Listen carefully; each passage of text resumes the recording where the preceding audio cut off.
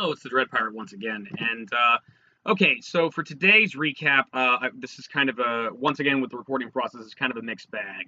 The session in which Venom completely lost his shit and decided to vomit up a hand, like a leg, that actually went out pretty well. So I mean, I didn't have any problems like recording at that time, so it wasn't much of an issue. The next two sessions, the files were corrupted. There was stuff that was salvageable, but basically, the long and short of it is that the first part of the recording we did about 2 hours and then stopped, as I mentioned previously.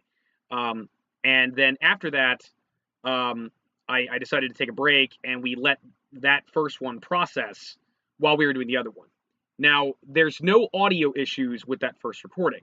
What there is issues with is the visuals. You can't actually see us in real time moving around on the map. So basically, I figured I would just let the audio play as is, and I'm probably going to air that first before we go. But this is basically just a brief recap as to like what happened with the party.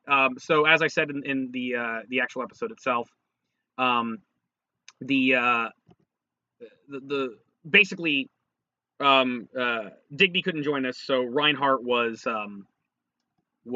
not available. I came up with some poor excuse as to why he's not there. My excuse being that he had a bad case of the taco shits and he wasn't available.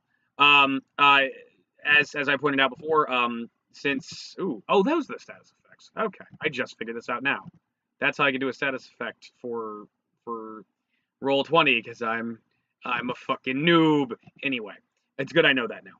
Anyway, so as you can see, Eddie Brock no longer has the Venom symbiote, and he's just Eddie Brock now.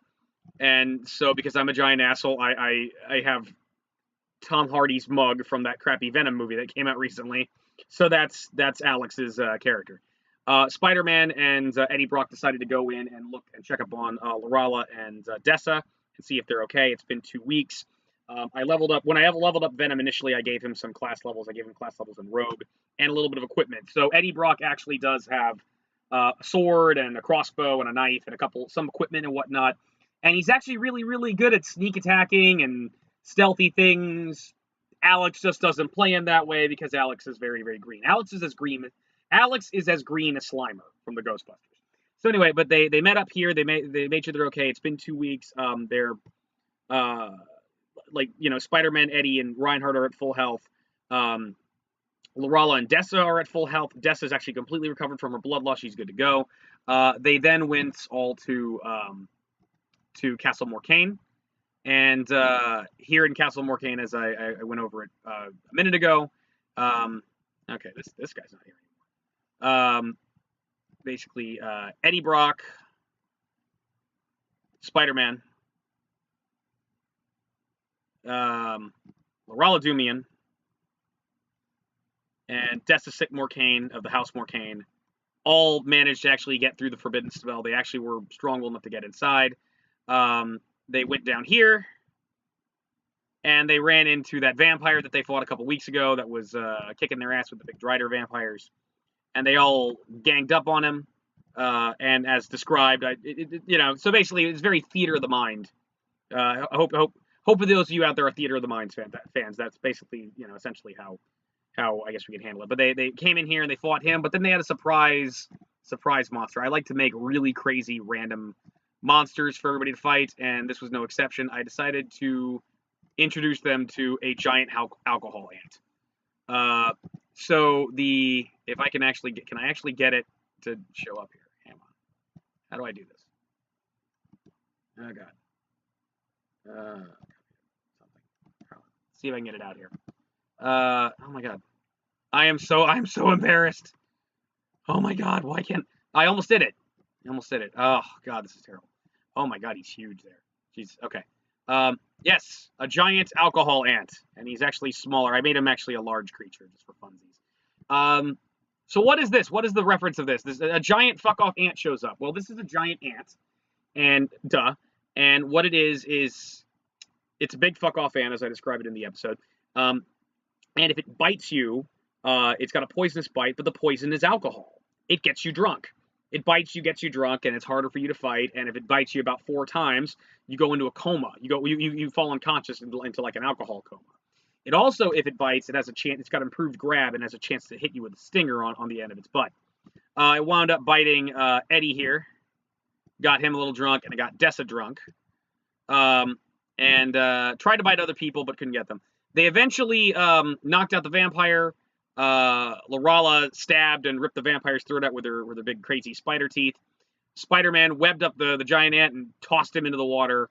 Yeah, just tossed him like over the edge of cliff into the big canvas of like a big chasm of water below, and that is the end of them. The vampire died. The ant's presumed dead. We don't know. Where did the giant alcohol ant come from? So, all right. So when I first, little brief story here.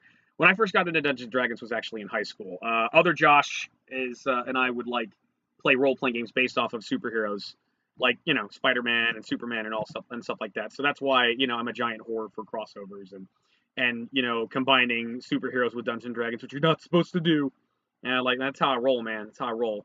The first role-playing game I ever actually played was a science fiction role-playing game called Traveler, which many of you probably have heard of. That a science teacher, a friend of my mom, when I was at Ben Hill Middle School, was running. He would do these tutoring sessions on Thursdays, and he had like a big game day for all the students on Friday. And me and my friends got together, met up with him. We played Traveler, had a really good time. And that was the first role-playing game I ever played ever. After that, instead of really going to Dungeons and Dragons, I met my friend Josh, and he introduced me to his homemade role-playing game, superhero role-playing game. That's how I got into that. But anyway, we had another friend. This actually guy was a guy Ryan.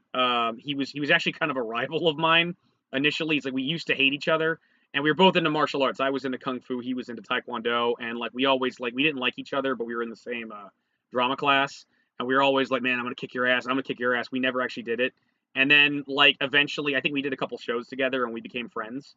And we just buried the hatchet. And he actually did show up at my kung fu place like a couple years later, and we sparred, and it was pretty cool. It was that Goku and Vegeta moment.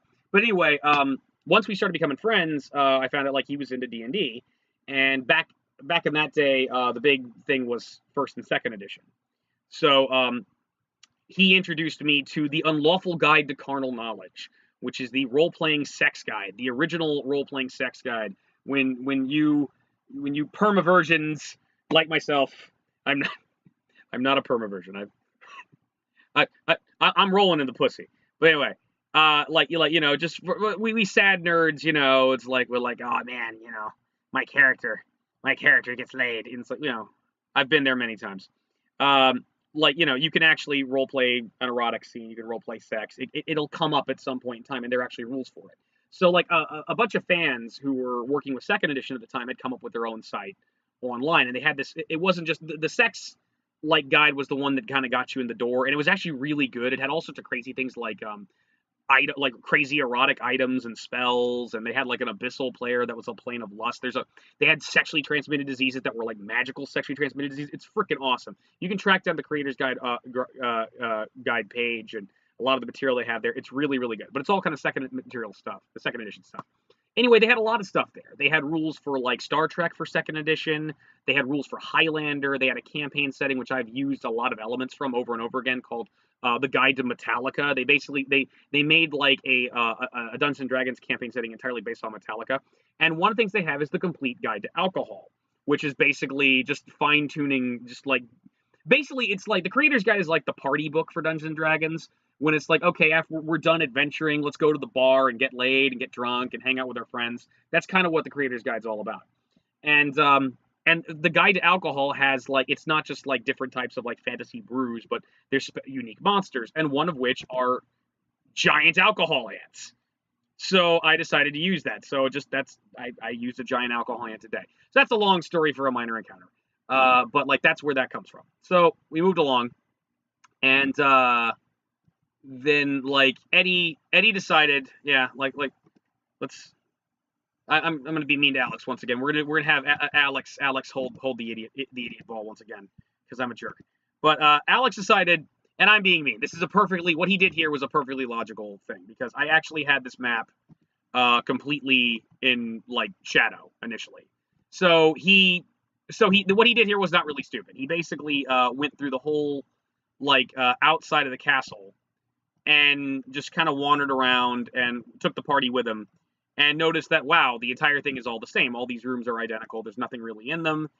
He gets down here, and when he got down here, he actually ran into something. I decided to throw some random encounters, and random encounter in question was Drow Warriors. So he ran into about 6 Drow Warriors. These Drow Warriors are actually very low level, which you'll find out once we get rolling again with the actual video. And that is the video where we had a lot of the campaign, like the audio problems that I had before. So, yeah, so that's like there's I had 6 of them here. I actually did take these straight out of the City of the Spider Queen book. They're very low level. They're a very minor encounter. They got about like 4 hit points. You can poke them with a pillow and kill them, but it's like this is a Drow stronghold. Even though like the big encounters should be the main monsters, like the Driders that they keep running into and whatnot. You know, there should be just like Drow running around ready to stab you. I noticed they've completely bypassed let's make this a little more accurate before we start up. They completely bypassed the barracks, which when I ran this as part of the Metal Chronicle story, Flutter budgets and like, you know, you know, Oxenius' character, Carver's character, Porter's character, and all them, they went to the barracks. They went here eventually, but they started off pretty much in the like, you know, kind of exploring more of this area in the Underdark, and they went to the barracks. They've never gone to the barracks before, so they really haven't touched that entire legion of freaking Drow warriors that are just like waiting there for them. But basically, when I was kind of setting this up and rolling initiative, we stopped for the night, and well, we didn't stop for the night, but we stopped for the session, and then that's when it happened. So yeah, so I guess my next little project now is I'm going to do what I did before with some kind of the more badly damaged video. I'm going to basically do about 30. I decided 30 minutes is a little bit better, about 30 minutes to an hour at a time. I'll have my little you know, notepad out so I can, you know, give you some running commentary what's going on.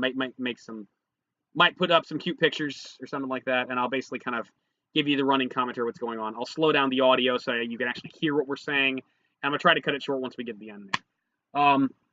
But we're basically about caught up. We just have this fight here that they have to deal with, and then there's a big, like, exhausting bit of combat that happened at the end of it. And that's all. Then we're caught up for like the past 3 weeks. So, but that's what's going on.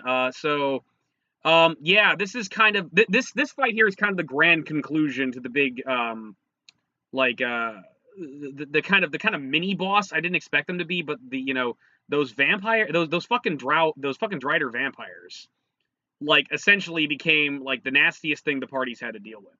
So what will happen to Eddie Brock, Spider-Man, Dessa, and Lorala? Find out next time on City of the Spider Queen, happening now. So I'll catch you all later, and we'll do the running commentary in a minute. So Dread Pirate saying, see you next game.